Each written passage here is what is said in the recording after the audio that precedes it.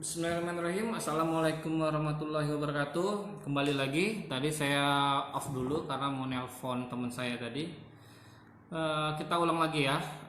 Silakan yang bergabung di pertemanan di Facebook Angso Production. Kita akan kembali di konten spesial Ramadan, Oasis namanya, obrolan bisnis. Dan untuk pekan ini kita ngebahas mengenai force major dalam bisnis. Itu apa ya, nanti kita akan undang teman kita. Nah, ini sudah masuk dia nih, saya tambahkan langsung menambah. Kita ada waktu sekitar 45 menit atau sampai 1 jam. Oke, sudah bergabung. Assalamualaikum. Waalaikumsalam. Nah, jelas suaranya. Oke. Nah, tadi sudah sempat live sekitar 10 menit, tapi karena yang sibuk yang kita pun dulu baru nyahut. Ada klien. Wah, mantap. Ikan juga klien ya. Nah, ini selamat datang kepada teman kita, Warfian Saputra. Ini seperti pembahasan kita sebelumnya, saya ulangi lagi. Sebelum mendengarkan materi dari Warfian Saputra, saya akan sebagai moderator akan menjelaskan duduk masalah dari pembahasan kita hari ini. Jadi Oasis ini adalah konten spesial Ramadan membahas seputar bisnis, baik itu dari berbagai bidang. Misalnya di pekan pertama kita ngebahas tentang peluang bisnis di tengah pandemi corona ini, dan itu kita undang teman kita dari Jakarta kemarin. Sudah pekan pertama. Yang pekan kedua itu membahas tentang pajak yang dimudahkan, 6 bulan gratis untuk UMKM. Itu sudah kita bahas. Kita juga undang konsultan pajak. Itu pekan lalu. Nah, di pekan ini, hiruk pikuk ini, di tengah corona ini, kita ngebahas mengenai force major dalam bisnis, yang mana force major ini seperti kayak kondisi di luar kemampuan manusia pada dasarnya. Tapi di luar sana banyak pengamat hukum juga pro kontra terkait ini. Nah, untuk di Jambi sendiri, karena kita punya teman yang ahli di bidangnya, pengamat hukum juga, dosen juga, advokat juga, jadi kita mau mendengarkan pandangannya mengenai kondisi seperti saat ini force major. Nanti saya sebagai admin, sebagai moderator akan menjelaskan kasus-kasus yang tengah dihadapi UMKM saat ini. Kesepakatan, perjanjian apa yang banyak yang nggak berlanjut di musim wabah ini. Nah, untuk itu saya berikan waktu kurang lebih, kita lebih banyak ke ngobrol aja, 15 menitan pertama ini, untuk Warfian Saputra mengenalkan diri, sekaligus menjelaskan force major itu apa dan kondisinya bagaimana, gitu. Dipersilakan kepada saudara saya Warfian Saputra untuk memulai pandangannya lah mengenai force major ini. Oke, terima kasih sebelumnya pada teman ini SH Sarjana Hukum yang agak meleset harusnya. Mungkin sebelum menjelaskan tentang force major, gitu, saya harus menjelaskan terlebih dahulu perjanjian itu yang saya adalah perjanjian antara satu pihak dengan pihak lainnya, kan gitu. Nah, biasanya kontrak bisnis itu kan pasti didahului dengan perjanjian. Nah, apakah kontrak perjanjian itu sah atau tidak? Nah, makanya kita harus melihat kembali kepada pasal 1320 KUH Perdata mengenai syarat-syarat sahnya suatu perjanjian. Yang pertama adalah sepakat, gitu loh. Sepakat antara pihak satu dan pihak lainnya. Yang kedua adalah cakap, gitu. Artinya yang membuat perjanjian itu cakap atau dewasa sesuai dengan ketentuan hukum perdata kita. Yang ketiga adalah suatu hal tertentu, gitu. Jadi adanya objek yang diperjanjikan. Nah, jadi perjanjian itu pasti ada objek. Kalau nggak itu nggak bisa berjanji. Produk ya objek itu ya jadinya ya. Adalah sebab kausal yang halal. Oke. Yang artinya apa? Artinya yang diperjanjikan itu halal sesuai dengan ketentuan undang-undang. Kalau mencuri dari hasil ya nggak jadi. Jadi perjanjiannya batal demi hukum. Oke. Nah, artinya dalam perjanjian ada 4 unsur yang harus dipenuhi. Unsur pertama tadi 2 dan 3 dan 4 yang tadi harus terpenuhi semuanya. Tidak boleh tidak terpenuhi. Nah, dalam perjanjian itu maka terbitlah suatu perjanjian. Gitu ya. Perjanjian usaha atau bagaimana lainnya kan gitu. Sehingga menimbulkan hak dan kewajiban antar pihak. Nah, dalam perjanjian kewajiban antar pihak ini artinya sepakat gitu loh. Perjanjian itu maka timbul hak dan kewajiban. Maka satu pihak berhak satu dan satu pihak lagi berkewajiban untuk memenuhi sesuatu. Nah, ketika suatu kewajiban itu tidak terpenuhi dalam perjanjian tersebut, maka menjadi tingkat janji. Maksudnya, halo. Nah, dalam perjanjian ini ada kewajiban yang dipenuhi. Ya. Bagaimana ketika kewajiban itu tidak terpenuhi dengan sama kita? Tidak terpenuhi karena ada alasan COVID-19. Ya, betul. Itu kondisi saat ini terjadi. Itu kondisinya. Artinya dalam satu perjanjian itu memang force major gitu loh. Tidak dijelaskan secara rinci dalam undang-undang apa itu force major gitu loh. Nah, tapi dalam beberapa keterangan ahli dapat dimaknai bahwa suatu force major itu dikatakan bahwa tidak terlaksananya apa yang dijanjikan.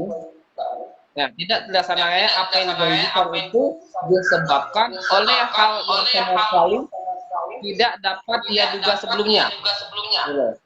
Sehingga dia tidak dapat berkuasa terhadap keadaan tertentu yang timbul di luar hendaknya.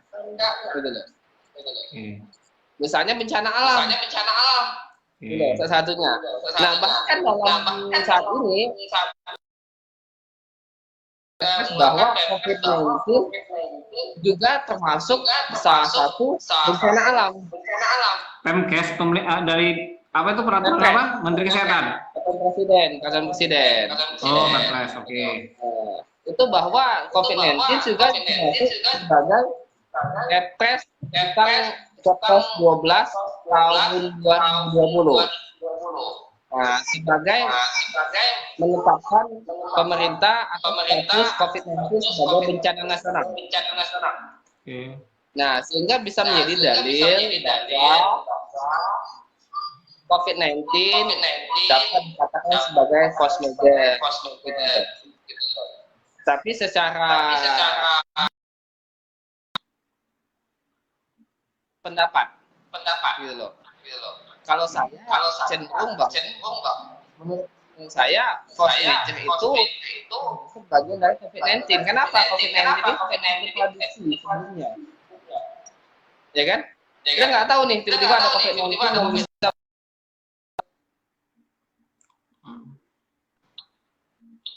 ya kan? Usaha kita jadi berhenti atau bahkan banyak yang dilakukan. Sehingga apa karyawan penjagaan kita sama bank dan apa kelasannya sebagaimana mestinya karena terhambat gitu loh. Makanya dalam masalah perbankan gitu, dapat dilakukan untuk restrukturisasi utang. Artinya apa? Artinya hutang itu dischedule kembali. Nah, direstrukturisasi. Artinya hutang yang bisa lambat tahun ini kan gitu, dapat disusun kembali. Kamu pihak banknya gitu loh. Kami minta keringanan atau perpanjangan pada hutang yang telah dilakukan. Bisa diajukan. Dan itu juga sudah ada keputusan OJK terhadap hal itu gitu loh. Sehingga dia tidak dapat dikenakan denda atas keterlambatan yang dia lakukan. Gitu. Itu keterlambatan dalam hal kayak kredit cicilan itu ya, yang lagi dibahas awal-awal kemarin. Iya. Makanya pihak debitur atau konsumen dapat mengajukan restrukturisasi. atau schedule ulang hutang gitu loh, bernegosiasi kembali ke pihak-pihak bank. Bahwa kemampuan saya tidak bisa lagi kemampuan melakukan sebelum ini, karena zaman ini kan ekonomi baik, perdagangan lancar. Saat ini semua kendala dengan COVID-19, sehingga income dari perbankan juga menjadi kendala. Ya saya asuran 1 bulan 3 juta, saya nggak bisa lagi. Jadi berapa misalnya saya sanggup 1 juta, bikin schedule ulang, bikin perjanjian baru sama bank. Schedule ulang, tapi tidak menghapus ya, hanya schedule ulang, tidak menghapus. Tidak, bersifatnya menunda. Oke. Terus itu kalau kita ke pihak perbankan ambil kasus, tapi kalau kasus antar konsumen penjual di satu unit bisnis lah, misal kayak teman ada kayak bisnis IO nih, event organizer, sudah dealan, sudah DP mungkin untuk mengadakan event apa. Yang terbaru yang saya lihat kemarin itu yang Tribun Jambi tuh, mengadakan jalan santai ulang tahun, plus habis itu corona ditunda. Nah itu banyak sponsor tuh, banyak sponsor. Nah gimana kesepakatan itu? Kira-kira yang mau kita angkat ini, hak kewajiban dari si sponsor ini apa? Orang Tribun kan juga nggak bisa ngapa-ngapain itu. Nah, jadi pasti akan, saya nggak tahu internal gimana, tapi saya langsung berpikir, ini gimana ya kesepakatan mereka nih? Ya siapa yang tahu ada corona, tapi tahu acara yang diharapkan promosi besar-besaran, jalan santai, ternyata dipending sampai batas yang ditentukan. Nah, kira-kira dari pengamatan Warfian Saputra, dari saudara Warfian, hak dan kewajiban dari si sponsor dan si Tribun ini apa aja sih kira-kira? Kita ambil satu sampel aja kasus seperti itu. Mungkin banyak contoh-contoh lain, tapi kita coba angkat event yang besar itu aja dulu. Gimana pandangan dari sebenarnya dalam substansi masalah perdata yang patut diketahui adalah sepakat berusaha untuk sepakat. Dalam hubungan perdata itu yang diutamakan adalah kesepakatan. Nah, contoh tadi apabila satu event gitu loh. Event satu hal tersebut dikajikan tidak ada tema konsol gitu ya, atau depending lah dengan waktu yang tidak ditentukan. Gitu loh. Nah, kita lihat kembali gitu loh. Lihat kembali kausal perjanjiannya bagaimana gitu loh. Apakah mencari tentang force major atau tidak dalam kausal perjanjian tersebut, ya? Kita lihat kembali dan perjanjian itu ada apa major atau tidak. Tapi terlepas itu semua, sesuai dengan pasal 12 sejatinya berlaku bagi pihak dalam suatu ikatan dengan syarat pertama menunjukkan diri bahwa hukum perdata yang telah Indonesia sebagai governing law, atau kedua pihak akan mengatur khusus mengenai causal force major dalam ikatan tersebut. Artinya ada dua pendapat yang berkembang saat ini. Apakah COVID-19 dalam force major atau tidak? Kalau saya berpendapat sesuai dengan 12.5 itu termasuk force major, dapat dikecualikan. Sehingga apa? Sehingga perjanjian itu dapat dipending atau di-cancel oleh pihak tertentu. Tidak terlaksana. Karena kita social distancing, di kegiatan kampus tidak boleh. Kan ada peraturan pemerintah menerapkan tersebut. Gitu loh. Belum ada peraturan wali kota dan semacam tapi misalnya gini, gitu. Ya tidak boleh langgar, itu masuk.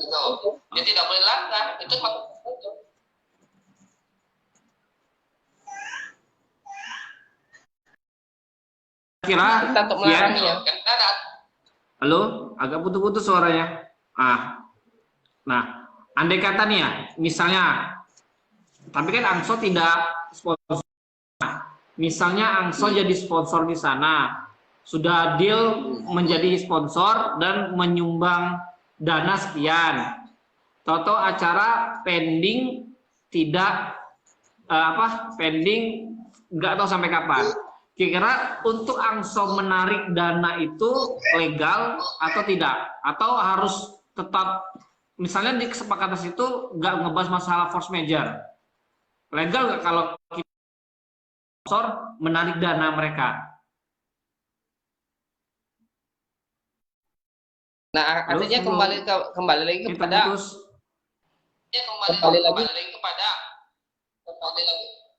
sepakat, gitu loh. Artinya dapat ditempuh dengan negosiasi ulang. Pihak yang punya sponsor ya, artinya kita udah menyetes pada sponsor dan sepakat menyetorkan dia sekian gitu loh. Tiba-tiba event yang sponsornya tidak jalan gitu. Hukum apa yang dapat dilakukan? Yang pertama adalah melakukan negosiasi ulang pada pihak penyelenggara kegiatan. Karena substansi perdata itu memang ada musyawarah mufakat. Yang kedua dapat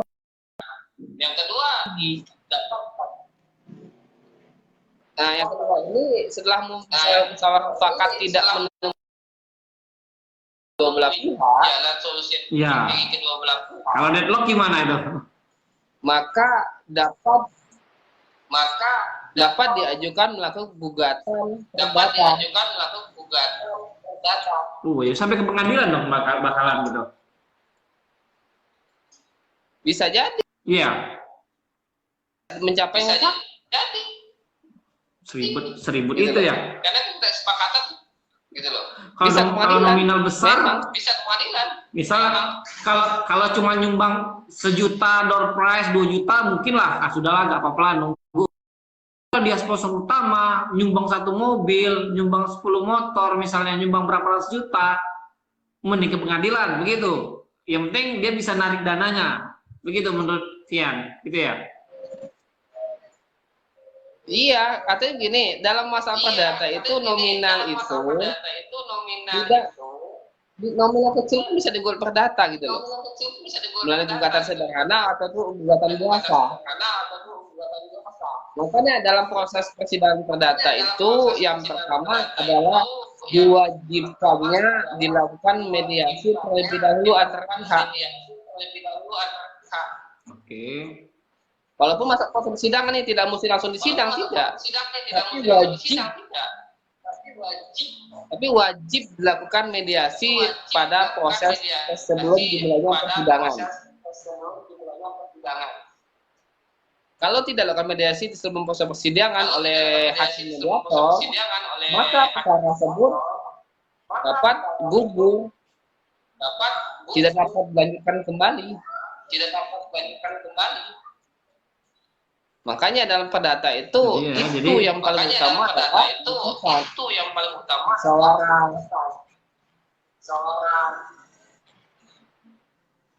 Begitu. Itu kalau untuk skala-skala besar tuh ya. Saya kita ngambil contoh yang besar yang itu. Ya. Nah, andai kata cuma dari pembeli tanpa ada perjanjian yang hitam di atas putih materai gitu, ya. Terus souvenir, terus kayak belanja kue, itu kayak contoh kasus Angso Production nih, baju kita tuh ada ratusan baju, selesai, sudah memenuhi permintaan, sesuai kesepakatan, waktunya on time, tahu-tahu corona menyerang, si pemesan ini rata-rata mahasiswa sama sekolah, mereka nggak sanggup bayar karena teman-teman pada libur, nggak bisa nagih duitnya. Sedangkan produk kita sudah siap, kita butuh uang pelunasan dong. Nah, sedangkan mereka ini bukan nggak mau bayar, uangnya nggak ada gitu loh. Nah, secara finansial kita sebagai produsen penjual butuh uangnya, sedangkan si mereka nggak ada uangnya untuk minta. Nah, dalam kasus sederhana ini, apakah ujung-ujungnya negosiasi lagi, tapi negosiasi deadlock, mereka nggak ada uang, sedangkan kita butuh uang.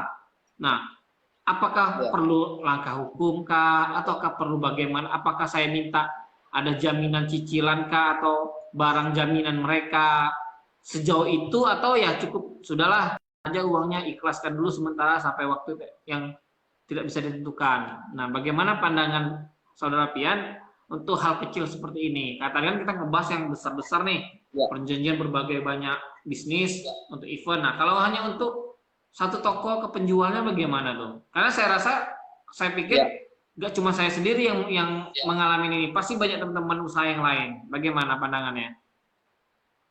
Dalam hal ini dapat dikatakan biasa kalau pedagang itu kan sama konsumen kan kesepakatan biasa, tradisan kan gitu. Ya, hanya nota aja, Dan tidak stempel. jarang sekali ada yang tertulis, ya kan? Nah, hal ini dapat dikatakan bahwa itu dapat dikatakan sebagai dengan persetujuan diam-diam. Artinya apa? Artinya apa? Perjanjian itu bisa tertulis dan bisa tidak tertulis. Kalau biasa pedagang sama konsumen itu namanya perjanjian diam-diam dan dapat dikatakan sebagai perjanjian. Itu juga bukan bentuk satu perjanjian karena sudah ada komunikasi, sudah ada DP, karena terima kan itu uang panjar kan gitu, dan sudah ada barang yang dikerjakan kan. Secara tidak langsung terjadi persetujuan diam-diam terhadap objek sesuatu gitu loh. Dapat itu dikatakan sebagai perjanjian. Nah, bagaimana melaksanakan perjanjian tersebut? Itu lagi kan? Artinya kita sudah berjanji, cuma barang belum diambil atau belum dilunasi, kan begitu. Hitung-hitungannya kalau saya menilai bahwa hitung bisnis lagi dah gitu. Nah, kalau kita gugat biaya berapa, sepadan dengan hasil yang kita dapatkan dalam angkatan nanti. Nah, itu dia hitung-hitungannya lagi kan. Kita demi ngejar 10 juta misalnya, 10-20 pelunasan. Tapi biaya pengadanya malah lebih repot jadinya. Nah, makanya efisiensi itu disesuaikan dengan nilai gitu loh. Kalau saya gugat ini, kira-kira biayanya berapa? Sepadan nggak atau sesuai nggak dengan hasil yang kita harapkan? Kalau nggak sesuai, ya sudah kita negosiasi ulang. Bikin kesepakatan sama-sama atau dari konsumen ada nggak menjaminkan sesuatu gitu loh. Atau bikin kontranya, oh nggak sanggup, saya minta cicilannya diperpanjang gitu loh. Negosiasi ulang bahasanya jadinya. Oke, jadi sejauh ini kita tangkap untuk solusi dari teman-teman usaha yang mengalami kemacetan pembayaran, terus penundaan kerjasama kontrak dengan pihak-pihak kedua. Jadi dari Saudara Pian ini menjelaskan kita harus ada kesepakatan baru atau negosiasi baru berarti ya. Jadi kesepakatan awal tuh dinyatakan hangus gitu ya, dianggap tidak ada maksudnya tadi. Iya, kesepakatan lama diganti dengan kesepakatan baru. Dan itu kesepakatan baru seperti saya ulang lagi dari Warpen tadi, itu tidak menghapus tapi hanya memperpanjang waktu gitu berarti ya? Iya, menunda bahasa itu. Menunda atau memperpanjang. Oke. Jadi bagi teman-teman yang ada kendala di bidang-bidang ini gara-gara force major ini, jadi tidak menghapus semuanya tapi hanya memperpanjang. Ya. Tapi gini, kalau kita sebagai yang tukang bayar senang memperpanjang waktu. Wah, alhamdulillah cicilan, waduh pembayaran kita agak timpu lagi nih 3 bulan ke depan. Tapi bagi kita yang dia kreditur misalnya, Saro gitu kan, wah harus nanti 3 bulan lagi nih gitu loh. Contoh kayak Angso, ada tagihan baju, wah nunggu kapan corona selesai nih susah. Tapi bagi teman-teman yang sebagai debitur, yang orang yang berkewajiban membayar, itu agak lapang karena agak memperpanjang dan menunda pembayaran. Begitu ya, terkait dengan karena keadaannya memang kalau saya dapat mengatakan itu termasuk dengan force major, keadaan yang tidak dapat diduga kapan ini akan berakhir gitu. Oke, itu yang pembahasan pertama. Ini sudah jalan setengah jam. Nah, setengah jam kedua kita akan membahas force major ini efeknya terhadap ketenaga kerjaan. Nah, ini sudah tahulah kita di berita dimanapun banyaknya merumahkan karyawan, banyaknya pemecatan, dan itu ada yang pakai pesangon, ada yang tanpa pesangon, karena sebagai owner bisnis pun apalagi yang mau dibayar gitu kan. Jadi istilahnya, nah alhamdulillah Angso sendiri itu nggak ada sistem merumahkan maupun memecat. Cuman kita ada kesepakatan baru bahwa ada pemangkasan gaji bulanan sesuai dengan omset yang didapat karena memang omset merosot. Nah, cuman bagi teman-teman yang lain yang terpaksa mem-PHK, bahkan ada teman yang usaha kuliner, yang tempat kuliner itu harus tutup sampai 3 bulan sekarang. Nah, bagaimana pandangan saudara Pian? Wah, saya nggak ada omset nih, gimana nih? Karyawan mau dirumahkan. Oke, dikasih pesangon misalnya. Pesangon dari mana? Duit aja nggak ada, omset nggak ada, belum lagi mungkin hutang mereka ada juga, atau ada tagihan lain, income nggak ada. Nah, itu kita nyinggung dikit undang-undang tenaga kerja, itu bagaimana hak dan bagaimana kewajiban dari sebagai pelaku usaha gara-gara force major nih. Ada keringanan juga kah atau gimana? Nah, itu mau butuh pandangan dari saudara Pian terkait dengan force major ini yang berkaitan dengan nasib tenaga kerja. Ini banyak loh yang di PHK soalnya. Ya, silakan. Mungkin kita kalau bicara tentang undang-undang tenaga kerja atau PHK, perusahaan kan apa dapat melakukan PHK dengan alasan force major ya, atau alasan COVID-19 ya? Ada alasan, ini kan kami nggak tahu katanya.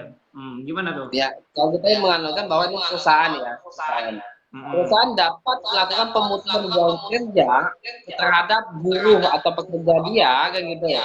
Karena perusahaan tutup disebabkan perusahaan mengalami kerugian secara terus-menerus selama 2 tahun berturut-turut.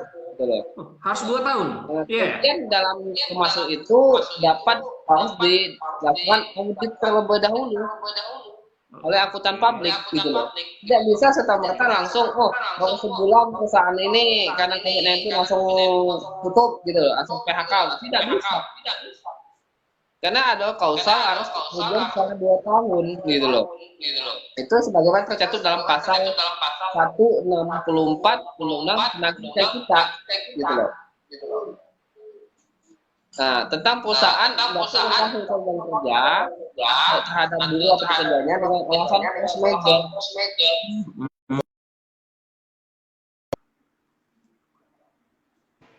Alasan force major ya dikatakan itu. Tidak dijelaskan kembali apa itu force major.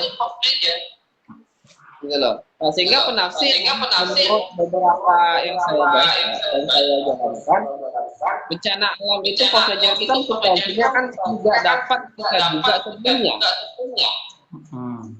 Dan kita tidak ada kuasa untuk menghalanginya. Iya, sehingga dapat itu dikatakan force major. Gitu loh.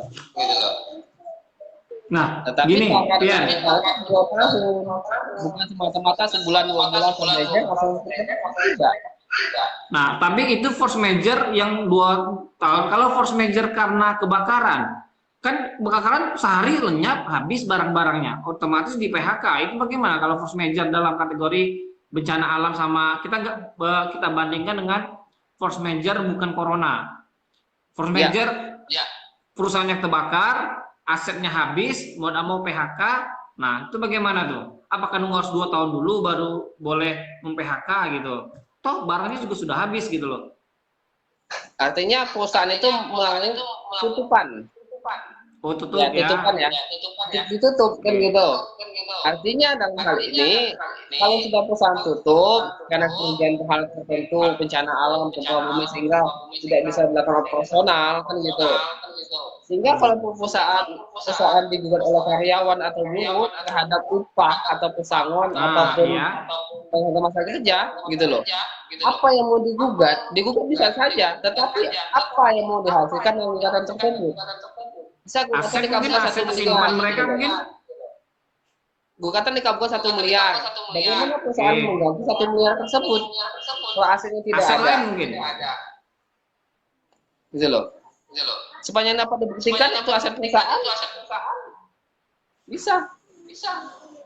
Jadi misalnya terjadi force major bukan corona nih, kayak banjir, kebakaran, gempa bumi, terus si ribuan ataupun ratusan karyawan ini menuntut adanya hak pesangon karena mereka otomatis dipecat kan karena nggak ada tempat kerja dia lagi. Nah, berarti hak dari si karyawan ini berhak terhadap tuntutan pesangon itu berarti ya, force major ini. Makanya sebelum saya menjelaskan tentang pesangon, dalam pekerja itu kita harus membedakan ada namanya PKWT dan PKWTT gitu loh. Statusnya berbeda. Jadi ada status pekerja dengan perjanjian waktu tertentu. Dan kontrak 6 tahun ya gitu loh. Ada tertentu. Kalau kontrak yang habis juga gitu loh. Ada juga namanya PKWTT, perjanjian kerja waktu tidak tertentu. Ini mempunyai implikasi yang berbeda. Misal saya kasih contoh dengan perjanjian kerja waktu tertentu PKWT. Dia dikontrak selama 2 tahun atau setahun lah Mas, setahun aja. Setahun aja. Dia kontrak selama setahun, dia sudah bekerja selama 10 bulan. Tiba-tiba dia berhentikan sepihak di bulan ke-10. Padahal masa kontrak dia masih ada 2 bulan lagi. Iya. Oke. Kan gitu. Bagaimana konsekuensi hukumnya? Artinya dalam konsekuensi hukum di sini pengusaha atau pihak pemberi kerja wajib memberikan sisa gaji 2 bulan tersebut kepada pihak pekerja atau buruh. Ya. Nah, itu konsep dengan PKWT waktu tertentu. Kalau dipecat sepihak berarti ya. Iya. Kalau karena corona misalnya. Ya, karena corona. Nah, karena COVID-19 ini. Pekerja itu dapat melakukan gugatan hubungan industrial. Gitu loh. Nah, tadi saya belum jelaskan tentang PKWT ya, PKWTT, atau dapat dikatakan pada umumnya kalau itu pekerja tetap. Bagaimana dilakukan ketika pekerja tetap dilakukan PHK sepihak, kayak gitu. Iya. Nah, itulah dalam pekerja tetap ini, PKWTT ini dia berhak atas pesangon gitu loh, berupa salah satu penghargaan masa kerja gitu, dan biaya-biaya lainnya. Nah, itu loh bedanya PKWT dan PKWTT. Jadi kesimpulan sementara dari force majeure karena hubungan tenaga kerja nih, force majeure ini tidak menjadi alasan bagi si pemilik usaha untuk memecat tanpa pesangon, tanpa gaji, tanpa hak dari karyawan, begitu ya. Jadi force majeure nggak ngaruh. Force majeurean istilahnya. Tetap harus ada hitungan 2 tahun itu. Begitu berarti ya kesimpulannya. Itu bagi perusahaan yang mengalami kerugian. Oke. Ya, karena kan orang di Jambi ini gini, baru corona sebulan 2 bulan, set tutup dah, bangkrut, libur, dirumahkan, dipecat, dah tutup. Contoh kayak Ramayana tuh nggak tutup, tapi dia mengurangin. Jadi orang tuh pakai shift, dirumahkan dikit ya. Nah itu selama dia dirumahkan digaji atau tidak, gitu kan? Ya, makanya dalam hal ini itu kan namanya sengketa hubungan industrial antara pekerja dan pemilik kerja. Nah, bagaimana penyelesaian terhadap sengketa tersebut? Nah, dalam hal ini kita melakukan bipartit atau tripartit, mediasi lah kan gitu. Dan sebelum itu mediasi antara pemberi kerja dan antara karyawan dan pemberi kerja. Nah, itu dapat dilakukan pengaduan kepada dinas tenaga kerja masing-masing kabupaten kota wilayah setempat. Nah, kita sebagai pihak karyawan masyarakat kita melakukan pengaduan kepada dinas tenaga kerja yang berwenang. Nah, nanti akan dimediasi oleh dinas tenaga kerja. Bagaimana penyelesaian terbaik antara pihak tersebut. Gitu loh. Nah, nanti dari dinas tenaga itu mengeluarkan sejumlah rekomendasi gitu loh. Bagaimana penyelesaian ini? Apabila tidak ada kesepakatan dalam hal tersebut, baru dapat diajukan ke pengadilan hubungan industrial. Itu pengadilan hubungan industrial itu ada satu di setiap provinsi. Gitu loh. Namanya sengketa hubungan industrial ya. Itu jika dalam lingkup perusahaan besar ya, lingkup perusahaan besar. Nah, Saya mau menyampaikan sedikit kasus per kasus. Mungkin saudara Warfian bisa sedikit memberikan pandangan lagi. Skala UMKM ya, skala UMKM. Jadi bisa memberi pandangan ini nih sudah betul atau tidak. Kadang kami pun di obrolan sesama kawan-kawan UMKM banyak opsi yang kami terapkan selama musim COVID-19 ini. Contoh sederhana, dari Angso sendiri itu tidak ada pemecatan, tidak ada merumahkan, tapi hanya mengurangi persentase gaji sesuai dengan omset. Ya, itu yang pertama, mengurangi gaji. Yang kedua, ada yang merumahkan dan tetap digaji, hanya sekedar uang makan. Karena selama ini dia ngikut sama teman saya itu, dia makan siang ditanggung di tempat produksi kue itu. Tapi karena nggak ada produksi, ya udah kamu di rumah aja, tapi uang makan ada sehari sekali. Jadi biasa mungkin gaji 2 juta, ya paling kan cuma 400.000 sekedar untuk makan sebulan misalnya gitu kan. Nah, itu opsi yang kedua. Yang opsi ketiga, ada yang benar-benar merumahkan. Jadi mereka balik kampung, nggak dapat gaji, dipecatnya sudah, karena dia juga tutup. Yang keempat, merumahkan sementara. Ya udah di rumah dulu sampai kondisi membaik. Kalau sudah membaik, yuk dipanggil. Nah, kira-kira dari 4 langkah ini mana yang menurut saudara Warfian lebih mendingan atau yang sesuai dengan perundang-undangan lah istilahnya untuk kondisi seperti ini? Karena kami dari pelaku usaha UMKM ini yang skala kecil ini, mikro, kecil, menengah, wah tidak sanggup nih kalau terus produksi, terus gaji puluhan karyawan atau berapa belas karyawan atau 5, 6, 7 karyawan, sedangkan omset kita anjlok ke 20%, 30%, 50%. Nah, bagaimana dari pandangan hukumnya gitu loh. Sedangkan dari UMKM ini ada bantuan dari dinas-dinas maupun dari mana, pinjaman loh. Kalau itu kan lebih ke keluar lubang buaya, masuk ke kandang harimau gitu kan. Jadi ada penawaran pinjaman dari bank nih untuk kamu untuk bisa gaji karyawan. Itu bukan solusi menurut saya. Nah, kalau menurut Fian gimana, saudara Fian, terkait dengan pilihan-pilihan teman-teman UMKM ini? Banyak pilihannya itu. Ya. Sengketa hubungan industrial ini masuk bagian dalam hal karena hubungan antara pemerintah dan pengguna kerja. Ya. Nah, sama halnya dengan konsep pemerintah adalah musyawarah mufakat itu menjadi hal yang utama. Ketika di mediasi, ketika pemerintah kerja dan pengguna kerja sepakat, gitu loh, pada suatu gaji, gitu loh. Dan di masa COVID-19 ini, baik kegiatannya itu tutup dan kita sebagai pembelinya tidak mempunyai dana yang cukup ya, untuk ke depan untuk menggaji atau untuk melakukan suatu kegiatan usaha ya, besar-besar kepada pihak saya kan gitu. Itu dapat melakukan negosiasi kembali kepada saya pekerja. Berarti tanpa ranah hukum ya? Tanpa karena hukum bisa negosiasi. Tidak perlu kayak hubungan industrial seperti yang disampaikan tadi ya?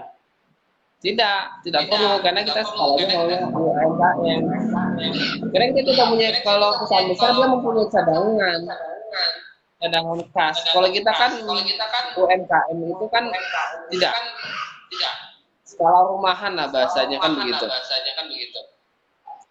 Itu pun banyak UMKM kita ya tidak punya izin dan segala macam kan, hanya usaha biasa kan begitu. Makanya kesepakatan itu yang paling utama antara pihak. Daripada dia berhenti sama sekali nggak ada kegiatan, tuh kan menjadi beban negara juga nanti. Itu dia, makanya banyak kasus. Saya pun sempat terpikir, oh ini kan force major ya, wajarlah kita kayak gini kan. Nah, kalau UMKM, karena ketika kami bahas pun ya ada malah memang terpaksa tutup gitu kan, memang nggak ada produksi sama sekali. Kalau kita masih produksi, cuman sedikit nominalnya, makanya masih sanggup lah bayar gaji walaupun nggak full. Dan juga karyawan juga setuju. Saya, ya lah Bang, daripada kami di rumah nggak dapat sama sekali, biarlah ada walaupun dikit gitu kan. Biarlah ada walaupun dipotong, penting ada daripada di rumah kan nggak dapat sama sekali kami. Nah, cuman saya tuh menerka-nerka, makanya mau bahasa Warfian ini, karena kalau orang yang dipecat otomatis itu mereka ada daya upaya hak lain nggak sih dari si orang yang teman-teman karyawan yang di PHK. Kita tahu kondisi serba sulit atau PHK kehilangan pekerjaan tanpa pesangon, tanpa ada dari perusahaan dengan status kami kan force major, nggak tahu nih ada musibah, wajar kalau kami mau PHK tanpa apa-apa, kami nggak ada uang lagi gitu loh. Iya. Jadi itu dibolehkan berarti ya kesimpulannya. Kalau untuk skala UMKM. UMKM saya menilai kegiatan usaha kecil yang tidak memiliki cadangan usaha untuk hal-hal tertentu ya, yang di luar batas kewajaran atau di luar ada force major ini ya. Itu berbeda gitu loh. Pelakunya berbeda. Baik, ini ada ya berbeda berarti ya dengan yang berusaha tadi ya. Nah, ini masih ada waktu 15 menit lagi untuk 1 jam. Kita ingin melihat siapa aja yang sudah nonton. Ini ada kadang 8 penonton, 7, 6, banyak yang hilir mudik, tapi ini sudah tersave. Saya baca dulu satu-satu dari Warga Saputra. Oke, Vina Sob nih istri ya, istri Pian ya. Masuk juga terkena dampak ya karena ini apa, musim nikahan nggak ada, jadi souvenirnya macet berarti. Ya begitulah. Ya, semua kena dampak. Liana Parahdila, halo, juga ada Noto Doang, Yudi Prasetyo, Julian Togasobi, Widowati Putri Daryono. Ini kalau salah dia bisnis hantaran nikah, kayaknya salah satu efek juga kena nih.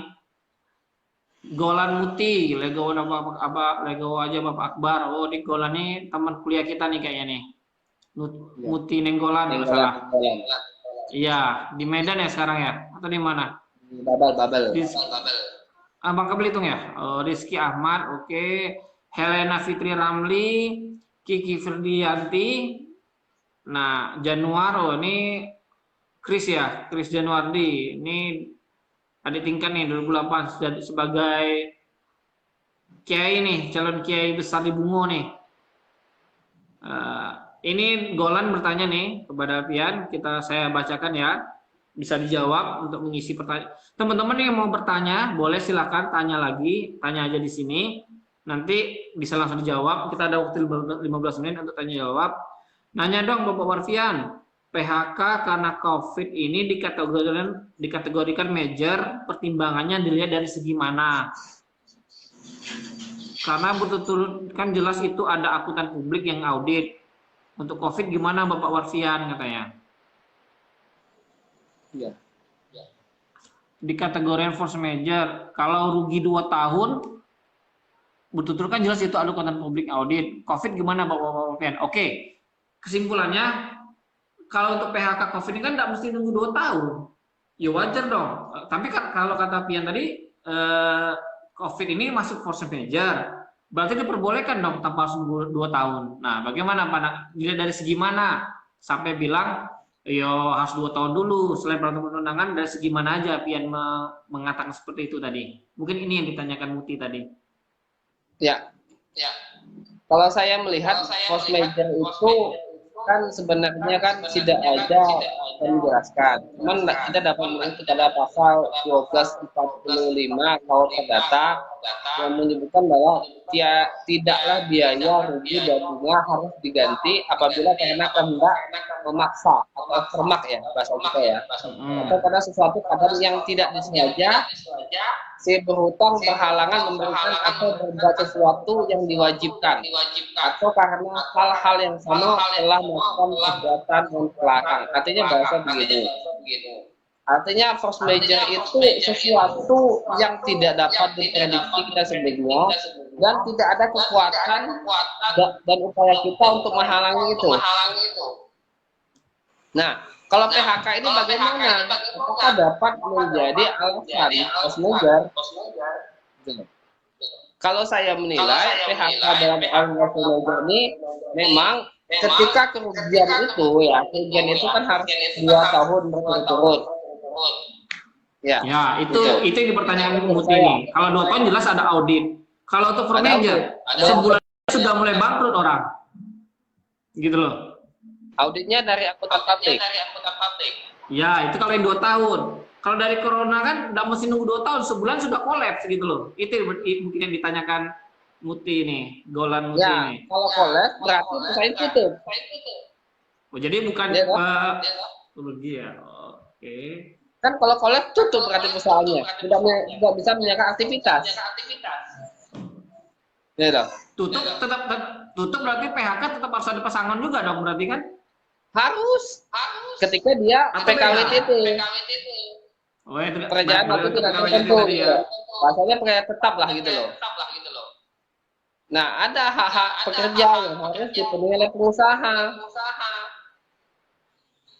Gitu loh. Pengusaha bisa saja mem-PHK karyawan, tetapi dalam PHK tersebut terselip kewajiban pengusaha. Gitu loh. Namun PHK ini adalah alternatif terakhir ketika tidak ada kesepakatan antara pihak. Gitu loh. Gitu ya. Jadi intinya memang kewajiban pengusaha yaitu membayar ganti rugi kepada pihak pekerja sebesar upah sampai dengan waktu perjanjian kan begitu. Misalnya dia waktu bekerja sudah setahun setengah, berarti dia dapat uang gaji tambah 1 bulan pesangonnya.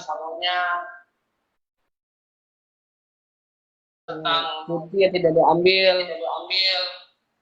Nah, sebelum itu dia wajib melaporkan kepada dinas tenaga kerja tempat, kabupaten, kota tempat dia bekerja.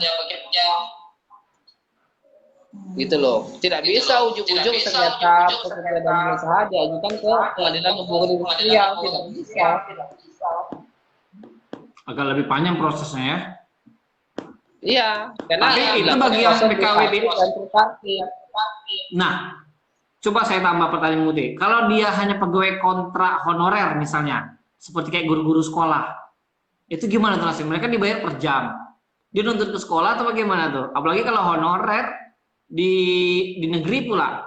Kalau honorer di swasta masih dapat karena kabarnya sekolah swasta tetap harus bayar SPP walaupun libur, walaupun sekolah belajar dari rumah. Gimana tuh kalau nasib guru honorer itu? Kalau saya substansinya, mereka nggak dapat loh, karena mereka hitungnya per jam. Substansinya adalah perjanjian kan kerja itu kan dibagi 2, perjanjian waktu tertentu dan perjanjian waktu tidak tertentu. Nah, ketika honor ini kita klasifikasikan kemana? Gitu loh. Kalau saya melihat ketika dia hanya kontrak 1 tahun, maka dia dapat diklasifikasikan sebagai pekerja waktu tidak tertentu. Gitu loh. Artinya, ketika dia dikontrak hanya 1 tahun, namun pada bulan ke-10 dia digaji, 2 bulan kemudian dia di PHK. Maka dia berhak atas gaji 2 bulan sisanya, walaupun dia di PHK. Hanya sebatas itu. Karena kedudukannya adalah sebagai pekerja waktu tidak tertentu. Bukan kerja tetap. Nah, ini ada pertanyaan lagi nih dari teman kita nih. Kayaknya dia baru bergabung. Tadi dia ngikuti dari awal, kayaknya sudah dijelaskan sama Warfian, sama berdasar Warfian. Mungkin bisa dijelaskan ulang. Dia nanya dari Winanda Kusuma. Winanda, apa indikator kekuatan untuk ketidakmampuan baru bisa dijadikan force major? Indikator kekuatannya mungkin ada beberapa poin nih. Apakah gara-gara toko sepi langsung force major? Apakah nunggu bangkrut dulu rekening kosongnya baru jadikan force major? Kira-kira apa sih kekuatan untuk ketidakmampuan hingga dimaklumin gitu loh? Itu kalau ketidakmampuan artinya apa? Artinya ada kerugian. Kerugian. Kan gitu. Kita tidak mampu kena rugi toh. Kalau undang-undang menyatakan kerugian selama 2 tahun. Bagaimana membuktikan kerugian tersebut? Apakah hanya laporan keuangan pribadi? Tidak bisa. Harus melalui akuntan publik. Gitu loh. Bahwa dia dapat melakukan penutupan perusahaan karena kerugian sama itu. Tapi pada prinsipnya saya menekankan bahwa PHK itu merupakan alternatif terakhir. Gitu loh. Kalau bisa jangan PHK deh gitu loh. Tapi kalau uang bisa mereka nggak ada lagi. Ya, kalau bisa nanti kerja dan perusahaannya berunding kembali, mufakat kembali tentang bagaimana sistem penggajiannya. Sehingga apa? Sehingga keduanya ada jalan terbaik. Jadi indikator kekuatan ini cuma dua tadi ya, dua menurut pandangan dari saudara Fian. Indikatornya perusahaan itu mengalami kerugian, ya. Terus kerugian itu terjadi selama 2 tahun. Ya. Begitu berarti. Berarti Ya, COVID-19 untuk masalah PHK ini kesimpulannya tidak menjadi alasan berarti ya, karena COVID-19 nggak nyampe 2 tahun. Begitu maksudnya berarti. Kalau menurut terhadap COVID-19 ini tidak bisa menjadikan alasan PHK sepihak. Oke, berarti bukan kalau menjadi ini ya. Kalau pengusaha melakukan PHK, pekerja dapat menuntut hak-haknya sebagai pekerja. Oke, siap. Itu loh. Dengan melakukan pengadilan kepada dinas tenaga kerja wilayah setempat. Nanti akan dilakukan bipartit, mediasi kembali. Ketika tidak ada kesepakatan antara pihak kerja dan pengusaha, maka para pekerja atau buruh dapat melakukan upaya hukum dengan melakukan gugatan hubungan ke pengadilan hubungan industrial setempat.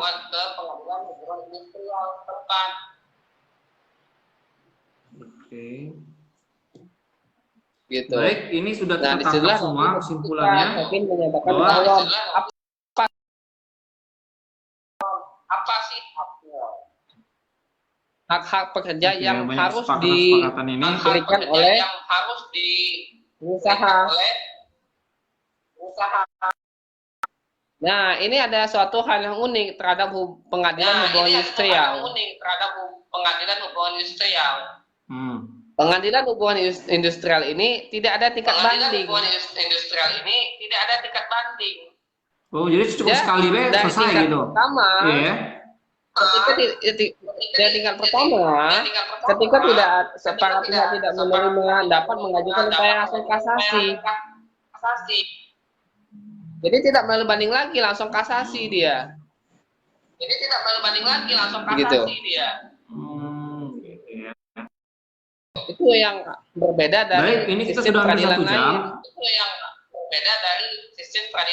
Oh gitu. Karena kita kan membahas masalah perdata kalau soal ini ya. Karena nggak ada kita fokus bahas perdata, nggak ada bahas pidana. Jadi bagi teman-teman yang umum mungkin saya gini-gini sarjana hukum juga walaupun S1. Setidaknya dalam bisnis ini kita ngebahas tentang hukum perdata mengenai perjanjian, ganti rugi, jual beli, hak dan kewajiban itu. Jadi kita nggak bahas hukum dari segi pidana karena itu belum ranah dari materi hari ini. Jadi kesimpulan kita di pertemuan kita kali ini kurang lebih sudah hampir 1 jam sesuai dengan target kita bahwa bahasan kali ini mengundang saudara Warfian ini ngebahas dari sisi force major ini bagi pelaku UMKM. Kesimpulan saya dapat, saya sudah mencatat ini. Tadi kita ada 2 tema besar yang kita angkat, tadi kita bahas berdua sejak dari jam 12:30 lebih tadi lah, jam 1:15 sudah hampir 1 jam. Bahwa kesimpulan pertama mengenai teman-teman UMKM maupun usaha yang lain yang lebih besar, kalau terjadi persimpangan kesepakatan yang gagal gara-gara COVID-19 ini, membuat kesepakatan baru. Itu bisa dengan memperpanjang atau menunda waktu kesepakatan, dibuat kesepakatan baru, bukan begitu kan? Nah, itu untuk yang pertama. Kedua, terkait dengan PHK yang lagi besar-besaran saat ini. Entah sudah berapa ribu, entah berapa juta orang kena PHK. Jadi ada dua jenis tadi kita bahas juga. PHK ini ada dari segi umum besar perusahaan yang harus ada pengakuan dari audit itu 2 tahun mengalami kerugian. Baru boleh. Itu apa? Baru Itu adalah kerugian ya. Nah, tapi kalau hanya UMKM itu disarankan baiknya ya rembuk lagi lah. Lakukan itu kembali sama pekerja. Nah, rembuk kembali kalau untuk sekedar UMKM kita ini yang bagaimana solusinya kayak harus mem-PHK atau merumahkan, karena akan ada tuntutan dan ada hak dari si karyawan itu untuk menuntut haknya jika dia di PHK sepihak gitu kan. Iya. Nah, itu kesimpulan kita dari pembahasan hari ini. Ini sebelum tutup, ternyata masih ada pertanyaan lagi, lanjutan lagi, penutup ya, sekaligus Saudara Warfian menutup closing statement untuk obrolan kita hari ini, di Oasis kita hari ini. Kalau Pak Warfian jadi kuasa hukum pekerja yang di PHK dalam masa sekarang ini, berarti Pak Warfian setuju PHK saat ini karena COVID. Nah, langsung ditanya nih sama Muti nih, Golan Muti. Andai kata Saudara Fian sebagai kuasa hukum dari pekerja yang di PHK, bagaimana langkah Warfian lah? Berarti setuju dong PHK atau ada upaya hukum lainnya? Misalnya Saudara Fian menjadi kuasa hukumnya. Contoh begini, pekerja di PHK oleh pengusaha. Pekerja mau ngotot tidak kembali bekerja, sedangkan orang nggak mau nerima. Gitu loh. Artinya apa? Yang dapat lakukan adalah bagaimana pemenuhan hak-hak pekerja yang telah di PHK itu. Itu yang lakukan Warfian gitu ya. Orang nggak mau masuk. Jadi secara ini, berarti secara profesi Saudara Warfian setuju PHK itu terjadi. Cuman PHK itu alternatif terakhir ketika tidak ada upaya. Iya, misalnya si serikat pekerja ini di PHK nih, mereka ngadu ke Warfian, ke LBH, tolong Pak perjuangan hak kami. Berarti jawaban Muti, berarti Warfian setuju. Oke, nggak masalah kalian di PHK, tapi saya akan memperjuangkan hak-hak sisanya itu, hak-hak gaji itu berarti kan? Ya, hak-hak akibat PHK tersebut. Berarti bukan memperjuangkan untuk mereka tetap bekerja, bukan kan? Kalau kita memperjuangkan untuk bekerja, orang nggak menerima bagaimana? Nah, ya berarti itu jawabannya ya. Jadi untuk Saudari Muti, itu jawaban dari Fian tadi. Jadi kita menggunakan hak-haknya sehingga haknya dapat dipenuhi kembali, sehingga dia dapat mencari pekerjaan lebih layak lagi dengan modal yang sudah ada.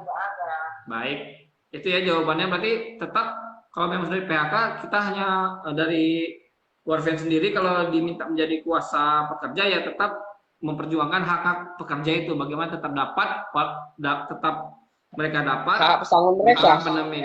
Oke. Baik, terima kasih kepada saudara kita Warfian Saputra yang sudah meluangkan waktunya 1 jam ini untuk berbicara banyak mengenai force major COVID-19, yang mana berharap obrolan 1 jam kita ini bisa bermanfaat untuk teman-teman UMKM dan teman-teman praktisi lainnya bagaimana mengambil sikap terhadap wabah ini. Karena ini sudah masuk jalan 3 bulan, bulan ketiga, Ramadan pun sudah mau selesai. Semoga kita dikuatkan semua lini lah, baik itu pengusaha, advokat, guru, sekolah, PNS, mahasiswa. Semoga kita dikuatkan. Dan ini informasi terakhir, ini siaran langsung ini tetap bisa teman-teman tonton di Facebook Angso Production. Bisa teman-teman bagikan terus ke teman-teman yang lain di grup-grup. Mana tahu ada yang kelewatan, ketinggalan nonton dari awal, bisa nonton dari awal. Ini akan otomatis tersave di akun kita, dan bonusnya akan kita save juga dan kita upload di YouTube Angso Production. Jadi bisa di-share nanti di Facebooknya, di YouTube-nya Angso Production. Semua materi Oasis kita upload di sana. Baik, itu aja untuk pertemuan kali ini. kita akan bertemu di pertemuan Oasis pekan depan menjelang Lebaran. Temanya apa? Tidak jauh dari bisnis, tapi temanya akan menyesuaikan hal-hal yang lagi kekinian sekarang. Baik, itu aja saya sebagai moderator. Mohon maaf apabila ada kekurangan kata, kesalahan dalam penyampaian. Sekali lagi saya ucapkan terima kasih kepada Saudara Warfian atas waktunya. Saya tutup. Wabillahi taufiq wal hidayah. Wassalamualaikum warahmatullahi wabarakatuh. Waalaikumsalam.